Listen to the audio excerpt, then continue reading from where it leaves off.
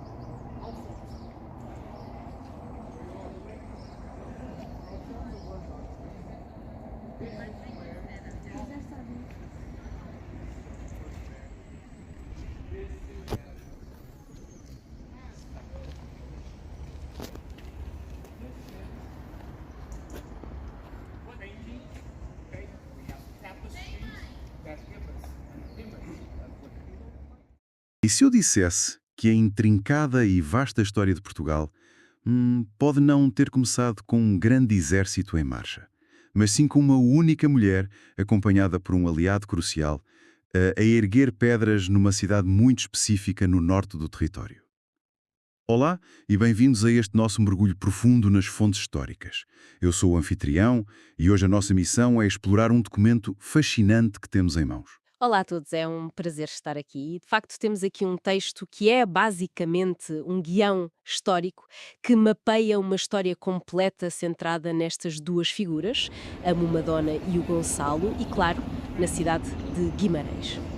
Ok, vamos desconstruir isto, porque o que torna esta fonte tão imperdível não é apenas relatar factos do passado de forma seca. Exato.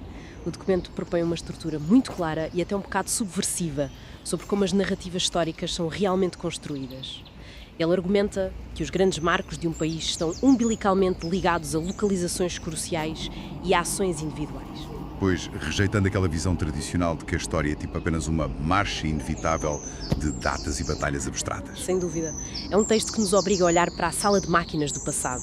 Mostra-nos quem puxou as alavancas. Certo, e o documento arranca logo por nos apresentar os nossos protagonistas e o seu palco principal.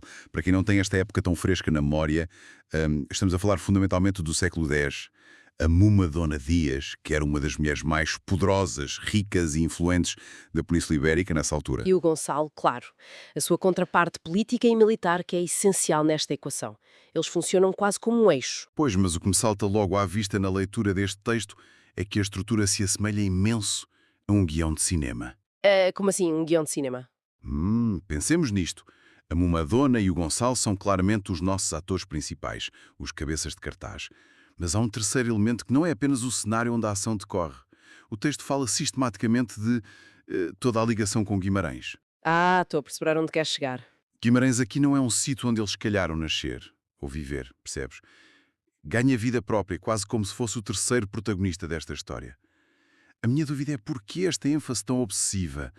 Porquê é que a fonte destaca especificamente esta ligação com a cidade em vez de nos dar, apenas uma lista de factos biográficos soltos? O que é fascinante aqui é precisamente essa rejeição da ideia de que as figuras históricas operam num vácuo, tipo a pairar acima da terra.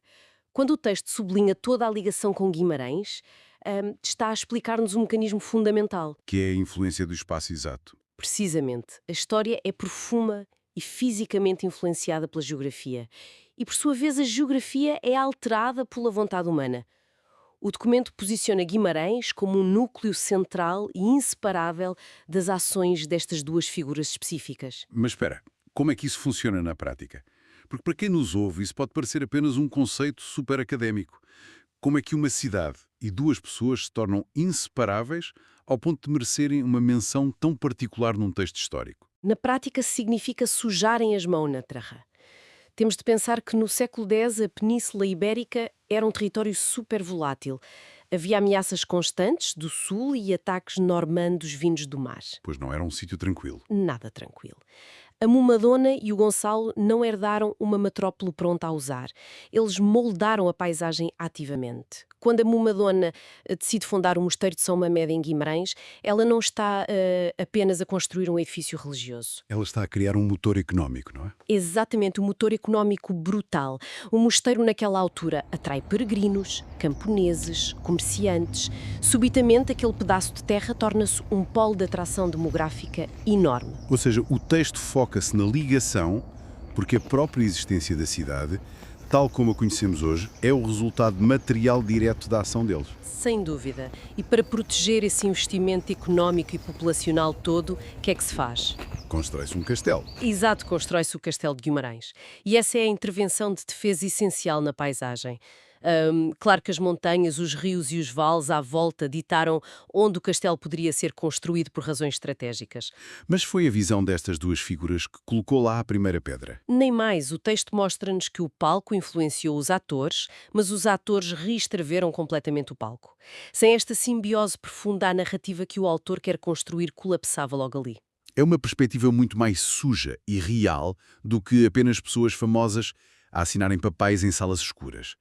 Quando lemos livros de história, muitas vezes parece que as personagens poderiam ter feito exatamente as mesmas coisas em qualquer outra parte do mundo. Bastando mudar o nome da cidade no cabeçalho do capítulo. Exatamente, mas aqui o argumento é que Guimarães é o solo específico onde esta semente narrativa pode crescer. E o facto de o texto mencionar a dupla Mumadona e Gonçalo, trazendo essa dinâmica relacional para o centro do palco, destrói logo à partida o mito do herói solitário.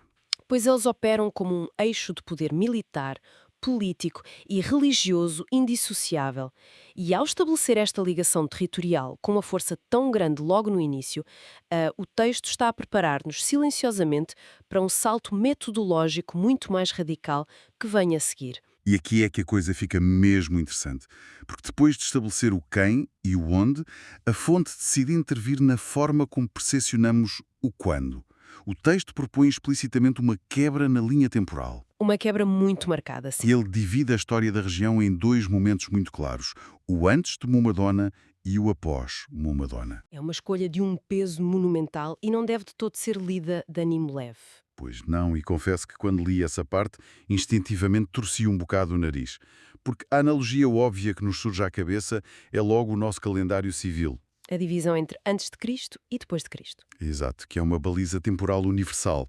Ou na geologia, a divisão entre o Cretácico e o Paleogénico, que é marcada pela extinção dos dinossauros. E de repente, o autor deste texto diz-nos que vamos ter um antes e depois focado numa única nobre local do norte de Portugal. Parece um bocado exagerado à primeira vista. Pois, não será isto apenas uma espécie de propaganda histórica local desmedida? Como é que uma só pessoa justifica criar uma linha temporal só dela? É uma provocação perfeitamente válida. A academia atual costuma ter imensa alergia a atribuir tanto peso a um único indivíduo, preferindo focar-se em correntes económicas e sociais amplas. Certo, nas massas e nos movimentos globais. Exatamente. Mas o que o texto está a fazer não é edificação, não é dizer que ela era uma deusa. É engenharia mecânica da história. Quando divide a narrativa em antes e após Mumadona, o autor está a classificar esta figura como um catalisador químico num nível macro. Um catalisador. Espera aí, explica lá melhor o mecanismo disso neste contexto. Pensa numa reação química. O catalisador é aquele elemento que, ao ser introduzido, altera irreversivelmente o resultado final. O que o texto defende é que o antes de Mumadona representava um estado de coisas muito específico. Um território agrário mais disperso, suponho. Exato, sem um centro de poder consolidado. A sua intervenção em Guimarães, com a injeção maciça de capital, a estruturação religiosa e a construção de um polo defensivo intransponível com o castelo, alterou tudo. Mexeu na tal topografia do poder de que falavas. Sem dúvida, alterou de tal forma que o regresso ao ponto de partida se tornou simplesmente impossível. Então não é apenas um marcador temporal, como antes da invenção do telefone e depois da invenção do telefone, onde continuamos essencialmente os mesmos, mas com um gadget novo nas mãos. Precisamente, o após Mumadona não quer dizer apenas o período a partir do momento em que ela pisou aquele chão. Significa que a própria matriz daquele território foi reescrita. A introdução dela no ecossistema de Guimarães fechou uma porta e abriu outra. Portanto, o texto argumenta que não podemos sequer compreender a evolução política daquela região sem aceitar que as ações dela provocaram uma ruptura irremediável. É exatamente isso. O antes e o depois refletem realidades territoriais totalmente incompatíveis entre si. Isso ajuda imenso a limpar a ideia de que isto é apenas lisonja histórica para a senhora. O texto está, na verdade, a tentar explicar uma causalidade profunda. A vida de Mumadona é a ignição e o período após é onde podemos realmente observar as consequências práticas a desenrolarem-se. Sim, a cidade deixou de ser apenas um aglomerado de casas para se tornar num epicentro político fortificado. É como se no meio de uma planície ela tivesse mandado erguer uma montanha. Toda a água da chuva vai passar a escorrer de forma diferente a partir desse dia. Essa analogia da montanha é perfeita. E compreender essa alteração do fluxo da água é fundamental para darmos o grande passo seguinte que este documento exige de nós, porque o texto avisa desde logo que este corte temporal serve para introduzir e explicar o que aconteceu. Mas não o que aconteceu apenas ali nas 4 paredes do castelo, não é? Exato. E é aqui que o guião dá um salto gigante. Pois para mim este é o verdadeiro quebra-cabeças. Começamos no nível micro, com 2 pessoas, a Mumadona e o Gonçalo, fixámos-las numa localidade muito restrita que é Guimarães, Certo? e aceitamos o argumento de que eles dividiram a linha cronológica local ao meio. Até aqui, temos um brilhante estudo de caso de história regional. Mas a última frase do documento destrói completamente essas fronteiras geográficas. O que é que o texto diz exatamente nessa parte? Ele diz que este mapeamento vai abordar os factos marcantes e históricos da situação na história de Portugal. Pois é um momento em que a lente da câmara abre completamente. Então, o que é que isto tudo significa? É que dar o salto de fundar um mosteiro e um castelo local para a situação na história de Portugal parece-me um esticão lógico um bocado absurdo. Como é que uma história umbilicalmente ligada a figuras numa única região ganha escala suficiente para se transformar na própria estrutura de sustentação da história de uma nação inteira? Se ligarmos isto ao panorama geral, percebemos que o texto levanta uma tese incrivelmente sofisticada. Pensemos no tal antes e depois de Mumadona que acabámos de discutir. Ok, estou a pensar. Quando ela e o Gonçalo estabelecem este superpolo de poder no século X, o que eles estão efetivamente a criar é o código-fonte de um sistema operativo, um sistema que muito mais tarde vai correr em todo um país. O código-fonte de um sistema operativo. Gosto dessa analogia. Porque quando os programadores mexem no código-fonte ou no kernel de um sistema, eles estão a trabalhar numa escala microscópica, ali em linhas de texto. Exatamente. Mas uma alteração bem feita ali muda a forma como o ecrã inteiro brilha no final. Muda como todas as aplicações interagem, altera toda a infraestrutura base. É exatamente essa a mecânica. O documento não está a dizer que a Mumadona e o Gonçalo fundaram Portugal no sentido formal com fronteiras assinadas e tratados internacionais. Pois Portugal só ganharia contornos independentes muito mais tarde, com figuras como o Conde do Henrique e o Dom Afonso Henriques. Claro, mas o que a fonte nos está a dizer é que os grandes factos marcantes de Portugal, tipo a sua independência e a sua expansão, são o ecrã a brilhar. O código-fonte que permitiu que isso tudo acontecesse foi escrito em Guimarães por esta dupla. Agora, tudo começa a encaixar de forma muito mais mecânica e menos abstrata na minha cabeça. Se a Mamadona não atrai população, se não constrói as muralhas e se o Gonçalo não solidifica aquele poderio militar e político, Guimarães não se tornaria o centro nevrálgico do condado portucalense. É uma reação em cadeia. Exato. E se não fosse o centro nevrálgico, Dom Henrique não teria tido uma base sólida para a corte. E o Dom Afonso Henriques não teria tido o baluarte fortificado a partir do qual lançaria a fundação do reino. Perfeito.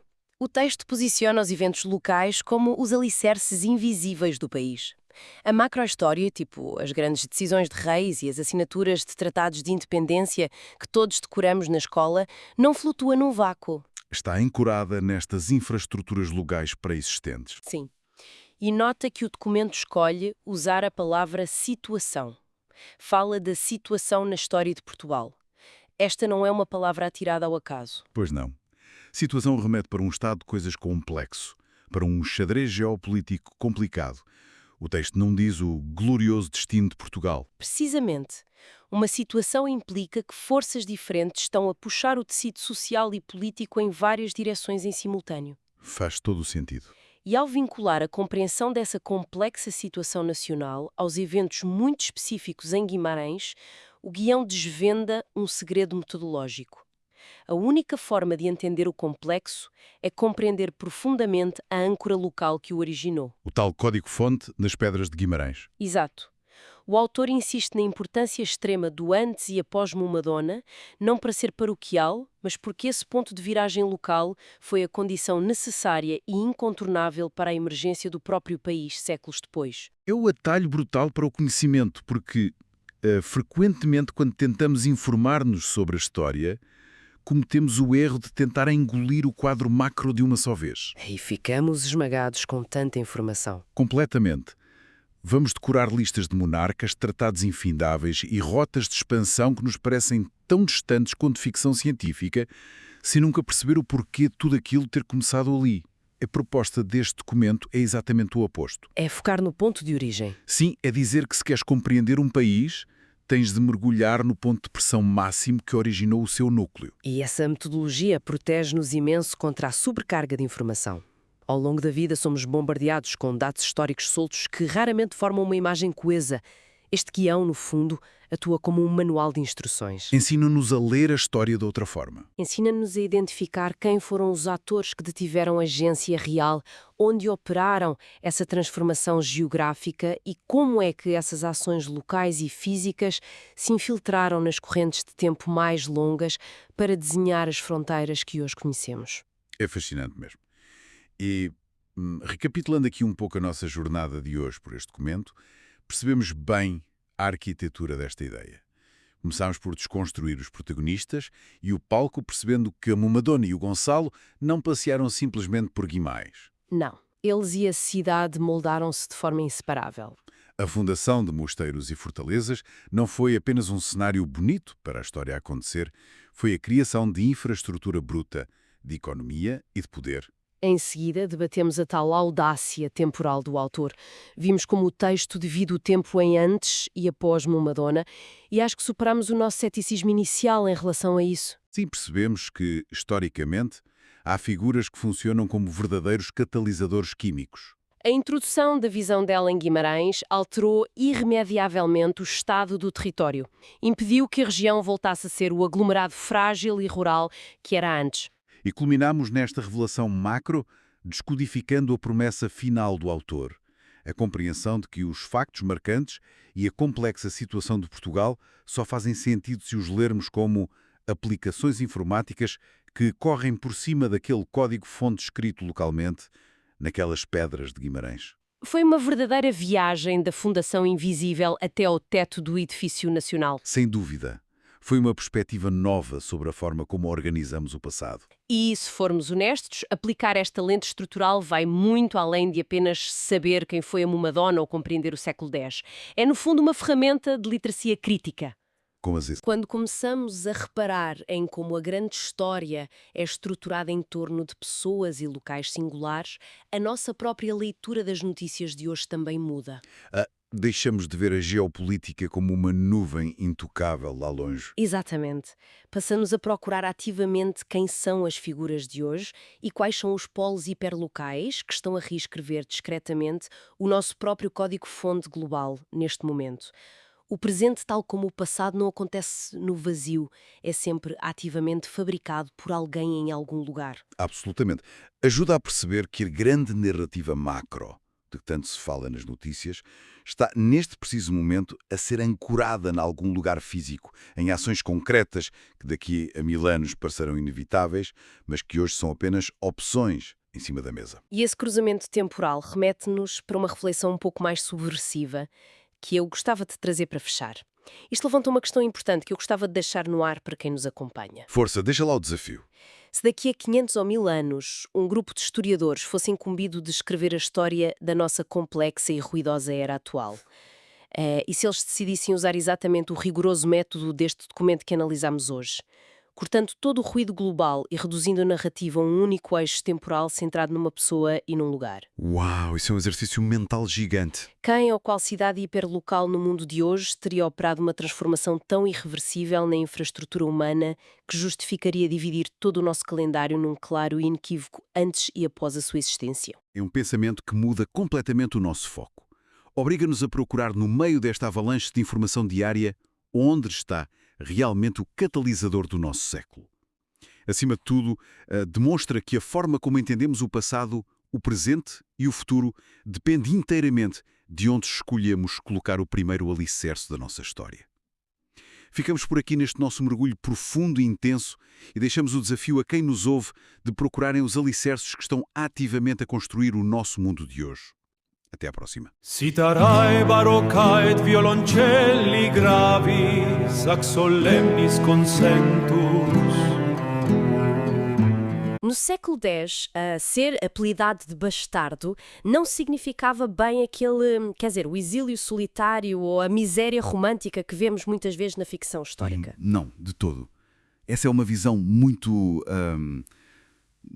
romantizada, digamos assim. Pois. Significava antes que, em vez de herdares a coroa e os títulos principais, acabavas por herdar uma tarefa brutal, uma tarefa suja e perigosíssima. Sim, basicamente a defesa de um território nascente contra incursões de vikings e mouros. Exatamente. E o nosso foco hoje, nesta nossa exploração profunda de documentos medievais, não está naqueles monarcas que ficaram no topo das árvores genealógicas ou nas estátuas oficiais. Claro. Porque a história oficial tende a apagar a malta das operações. É isso mesmo, nós vamos focar-nos num homem da logística. Estamos a mergulhar num conjunto de crónicas e textos históricos sobre uma figura vital, mas esquecida no que chamamos o berço de Portugal. O Gonçalo. Exato, o Gonçalo, filho da lendária Muma Dona Dias. A missão desta análise não é contar uma historinha de reis, mas dissecar a mecânica de como a dinâmica de poder, as restrições sociais e a economia chocaram para criar um país. E o que torna este material tão rico, na minha opinião, é mesmo essa quebra de ilusões, sabes? Uhum. A fundação de um território no século X não é feita só de momentos de glória ou grandes tratados assinados em tendas de veludo. Pois, com trompetas a tocar no fundo. Exato. É um exercício de sobrevivência diária. É logística dura e pura. Mover mantimentos, erguer muros... Antes que o verão acabe, não é? Precisamente. Gerir recursos muito escassos sob ameaça militar constante. E para percebermos o Gonçalo e as suas limitações, temos de olhar primeiro para a montanha que projetava uma sombra intransponível sobre ele. E que sombra? A mãe dele. Sim, as fontes são completamente unânimes. A Muma Dona Dias não era uma mera consorte. Ela era uma força da natureza no xadrez político. Ela era o epicentro absoluto do poder. Governava o condado portugalense com uma autonomia que, quer dizer, contraria quase todos os estereótipos que temos sobre as mulheres na Alta Idade Média. É verdade, fico impressionada a ler os relatos. Porque após a morte do marido, Conde Hermenegildo, ela não foi recatar-se num mosteiro, nem entregou a chave do condado aos conselheiros. Assumiu logo o controle. Controle total de um território vastíssimo no Noroeste Ibérico. Terras, rotas comerciais, diplomacia com os reinos cristãos. E a barreira contra o Sul, claro, o peso desta mulher era avassalador. E é neste cenário que surge o grande problema legal do Gonçalo. O estatuto dele? Pois, ele era filho de Mumadona e de Hermenegildo, mas os documentos tratam-no de forma radicalmente diferente do seu irmão, o pai Gonçalves. Que estava destinada à linha principal. Exato, tudo por causa desta categorização jurídica de ser bastardo. Quem nos ouve pode pensar nisto como, imaginemos uma grande empresa familiar de hoje, um império corporativo gigante. Essa analogia é excelente. Ser um filho nesta condição, no século X, era o equivalente a ter um teto de vidro inquebrável. Redigido a betão nos estatutos. A pessoa não é expulsa da família, tem acesso à riqueza, terras, posições de chefia, Mas há regras. regras blindadas que ditam que nunca poderá ser o CEO da organização. O título supremo está bloqueado. A analogia corporativa funciona porque ilustra bem a mecânica da época. O estigma não era bem moral, era patrimonial e sucessório. Certo. O direito medieval neste território focava-se em evitar fragmentar o poder. Se o título principal fosse dividido por todos, ou se houvesse ambiguidade... O condado entrava em guerra civil na semana seguinte. Completamente. Portanto, a exclusão do Gonçalo da cadeira do poder era uma medida de proteção do próprio Estado que a mãe estava a construir. Mas espera aí, eu li isto e surgiu-me logo uma dúvida enorme. Se ele tem recursos, propriedades e homens de armas, o que é que o impedia de organizar um golpe militar? Pois, a famosa rebelião familiar. Sim, a história está cheia de irmãos que se matam por meia dúzia de campos de cultivo. Por que é que ele não reuniu um exército e derrubou a mãe ou o irmão? O que o manteve leal ao teto de vidro? Essa é a questão que separa o líder puramente tático do mero senhor da guerra. Primeiro, o poder da Mumadona não era só tropa.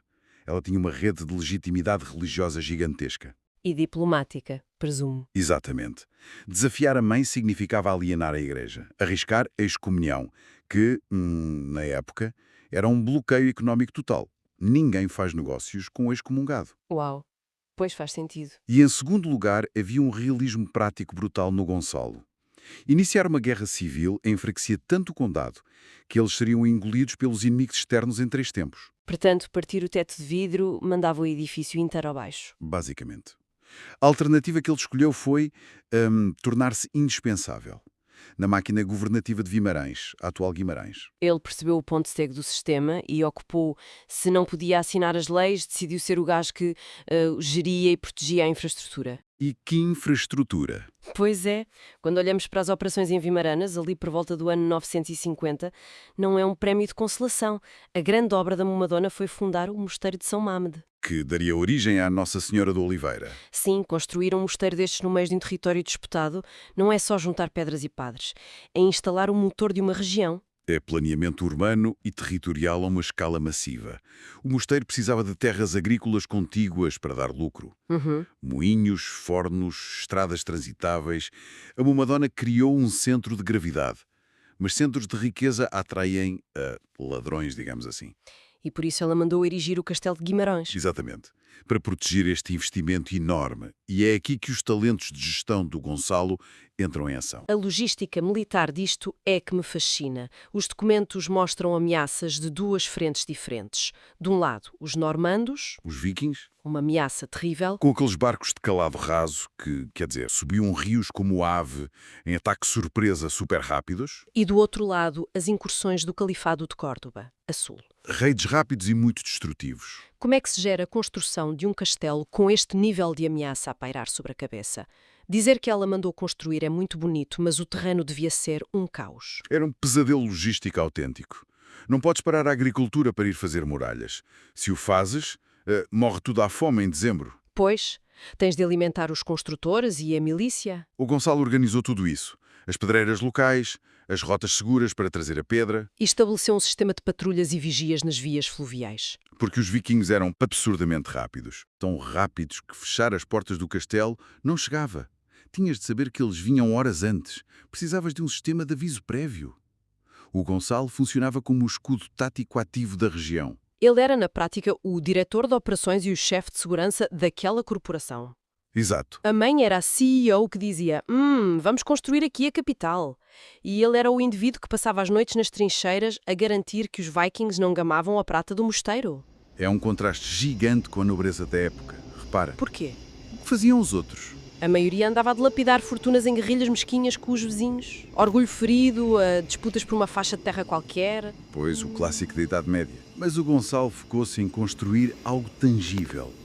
Ele percebeu que o verdadeiro poder, longo prazo, era blindar a infraestrutura da própria família contra as ameaças do exterior, em vez de assaltar o vizinho.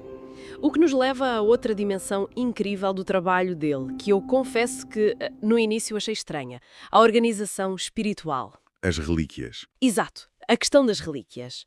Os textos batem muito nesta tecla, de que o Gonçalo organizou a transferência de relíquias sagradas para o novo mosteiro, debaixo de alta segurança. E com muito rigor. E eu, sendo um bocado advogada do diabo, penso que, com a nossa visão moderna, isto parece teatro religioso. Seria mesmo preciso gastar tantos recursos para mover pedaços de ossos antigos? Isso tinha impacto prático na economia? Movia economias inteiras. Olhar para isso como mero teatro é um erro gigante que ignora o motor do comércio medieval. A sério? Mas como? Pensa nisto. Uma transferência de relíquias sagradas era o equivalente exato a transferir as reservas de ouro de um banco central para um cofre novo. Uau, a analogia do Banco Central é forte. Mas é real. O valor não estava só no osso ou na peça, estava na confiança e na atração que gerava. Uma boa relíquia colocava o local no mapa das peregrinações. Ah, claro. O que atrai tráfico de pessoas. E pessoas precisam de gastar dinheiro. Exatamente. Se milhares de pessoas vão a Guimarães anualmente para ver a relíquia, precisas de estalagens, mercados para comida. Eles pagam portagens nas estradas e, claro, deixam doações ao mosteiro. É um ecossistema comercial à volta da fé. As relíquias ancoravam a economia da região. Ao defender a transferência destes bens para o cofre-forte de Guimarães, o Gonçalo estava, na verdade, a blindar o fluxo de capital. Garantindo que o mosteiro da mãe se pagava a si próprio muito depois deles morrerem. Precisamente. A proteção do Banco Central estava assegurada. E as consequências disto começam a ser muito visíveis quando entramos pela arqueologia adentro e, claro, quando lemos o famoso Testamento da Momadona, do ano 950. Esse documento é fabuloso. Porque a heráldica muitas vezes suaviza a realidade, não é? Transforma estes gajos em cavaleiros que só rezam e andam a cavalo. Mas o testamento é puro pragmatismo. É um orçamento de Estado de alta Idade Média. Certo. Não tem só intenções espias, tem um rigor contabilístico brutal. Cabeças de gado, salinas, limites agrários, moinhos e até o número exato de dependentes. Um levantamento gigante de património produtivo. E a manutenção disto caiu nos ombros daquela estrutura que o Gonçalo oliu. Sim. E a arqueologia confirma os textos, mostrando o crescimento urbano paralelo ao castelo. Ele operava no cruzamento entre a vontade política escrita e a pedra colocada no chão. Mas perante todo este esforço monumental, as noites sem dormir no Rio Ave, as patrulhas, escutar o ouro espiritual, a pergunta do milhão de horas é: isto resultou? A longo prazo. Sim. O Gonçalo recusou-se a ser irrelevante. Qual foi o impacto prático disso? Estes documentos apontam para algo que quase que define a base de Portugal. O resultado prático foi o domínio de uma região inteira ao longo de séculos. Séculos. Todo o esforço logístico e militar garantiu que a linhagem dele se enraizasse na terra com uma resiliência que poucas famílias alcançaram. O chamado clã de Momadona manteve-se confortavelmente no topo da pirâmide do Minho. Resistiram às tempestades políticas todas. Até uma data que, para quem conhece história, é um momento-chave. A chegada do Conde Dom Henrique e da Dona Teresa. Exato. Os pais do nosso primeiro rei, o Afonso Henriques. Eu acho que a ironia poética aqui é gigante. É um murro no estômago para quem acha que a história é tipo uma linha reta de herdeiros predestinados. É o bastardo assegurar o império. Sim, o sistema disse-lhe: ficas com um papel secundário, porque o papel principal não é teu. E ele acaba por ser a verdadeira âncora de segurança que mantém a família no topo até à fundação do país. É o triunfo da competência tática sobre o puro privilégio de sangue. O sangue azul, no século X, era uma promessa vazia sem capacidade de gestão. Não valia nada se os celeiros ficassem vazios no inverno. Ou se um mosteiro fosse reduzido a cinzas numa razia moura 3 semanas depois. O sucesso destas elites passava por quem controlava a administração diária. Quem geria as pedreiras, quem contava as cabeças de gado referidas no testamento e quem montava as linhas de defesa. O trabalho sujo. Para o Gonçalo, o legado não era uma sucessão de momentos de filme. Era uma lista infindável de problemas práticos para resolver. Estou a perceber. Ele foi mesmo o alicerce operacional da região, num tempo em que a taxa de falência das famílias nobres era altíssima, devido a erros militares. E económicos também. Exato. É um mergulho formidável nas engrenagens ocultas do poder do século X. Resumindo a nossa viagem de hoje, abrimos os documentos para ver o estigma de um filho atirado para a periferia. Vimos como ele reverteu isso com visão tática e dissecámos a defesa contra vikings e os exércitos do sul, preparando o terreno do Minho para os grandes construtores de Portugal que vieram a seguir. É a resiliência operacional a moldar o mapa mais do que as leis de herança. O que me leva a uma reflexão quase provocatória para quem nos ouve. Força. A história oficial, a forma como a consumimos, sofre de amnésia seletiva. Privilegia sempre quem usa a coroa ou quem assina o papel no meio do protocolo. É mais glamouroso. Claro. Mas perante o peso inquestionável do trabalho do Gonçalo, temos de pensar quantas das fundações de impérios não foram esculpidas no silêncio por figuras secundárias. Aqueles que tinham um teto de vidro. Precisamente.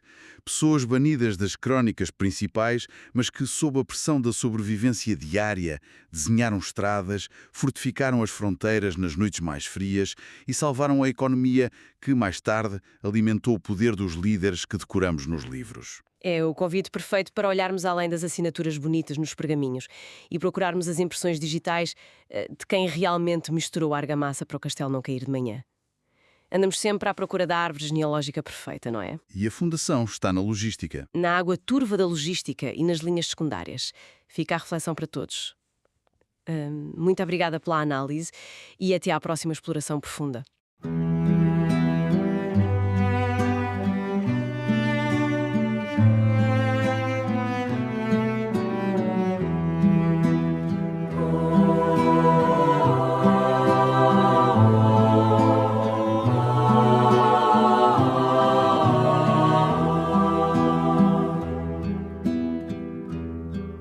Caminho sobre a cinza da vasta herdade, onde o ferro da espada agora repousa. Os montes contemplam o meu passo lento, o silêncio ocupa o lugar do antigo grito. Levo o peso do monte dentro do peito, a raiz que não se arranca com a mão. Não importa o mar que ora me afasta, o que é eterno vive na saudade, na saudade. Deixo a soleira gasta dos meus pais, a geada molha o rasto da partida. O vento sopra o nome que reconheço, chamando-me para o horizonte incerto. Levo o peso do monte dentro do peito, a raiz que não se arranca com a mão. Não importa o mar que ora me afasta, o que é eterno vive na saudade. A saudade é a morada pelas calçadas de pedra e de poeira, onde o tempo não apaga a memória. O solo em que piso soa-me estranho, mas o sangue recorda o antigo chão. Levo o peso do monte dentro do peito, a raiz que não se arranca com a mão.